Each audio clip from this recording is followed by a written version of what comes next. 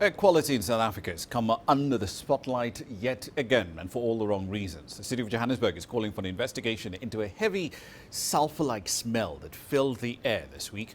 Sumitra Nydoo took a closer look at the rising levels of pollution in the city and its surroundings. This is not the first time. Last year, the stench was believed to be the result of elevated levels of sulphur dioxide and hydrogen sulfide from a fuels plant in Mpumalanga.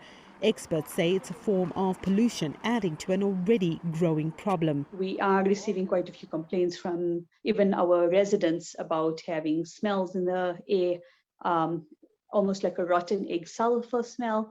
And this is indicative also of air pollution being quite high in the area. Even if they're saying that it's not dangerous, it's not toxic, the chemicals generally in air pollution, most of the pollutants will cause some sort of health effects. According to recent studies, the high air pollution levels in Johannesburg has reduced life expectancy by 3.2 years. Children in particular are at greater risk. Pollution irritates your inflammatory response in your tissues. It contributes to a lot of disease, cardiopulmonary disease, ischemic heart disease and strokes, for example, chronic obstructive pulmonary disease, asthma, lower respiratory tract infections and lung cancer. We're seeing an increase in asthma in children at the moment. We're also seeing an exacerbation in the adolescents and the adults that would have been okay for a few years. So we see worsening symptoms in that population. South Africa is ranked 5th in the world for asthma mortality. So the numbers are high. Transportation has become one of the biggest contributors to air pollution in South Africa. There's over 5 million cars on the roads every day in Johannesburg alone, each one of them emitting several different gases into the air. A lot of the systems are either using older technologies or the refueling systems are not up to date. So what tends to happen is that from our vehicles, from our buses, from our trucks, we have a lot of transport pollution. Because also people are very dependent on personal transport, we have a higher car usage.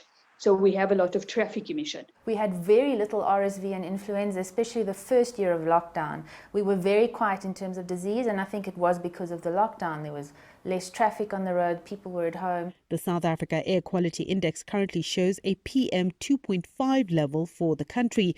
This is 1.4 times above the levels recommended by the World Health Organization. A lot of the studies we do look at, we actually take into account the local burden of disease and the impact. It has an economic impact. It also has a social impact. Not only does it impact your health, but it then puts or places pressure on the health systems, which are already quite strained in our country. So we definitely need a more vigorous response. In South Africa, we have very good environmental management acts. However, the enforcement and the monitoring of it isn't conducted very well. Studies show that developed countries have plateaued in terms of pollution, while developing countries like South Africa are recording increasing levels of dirty air.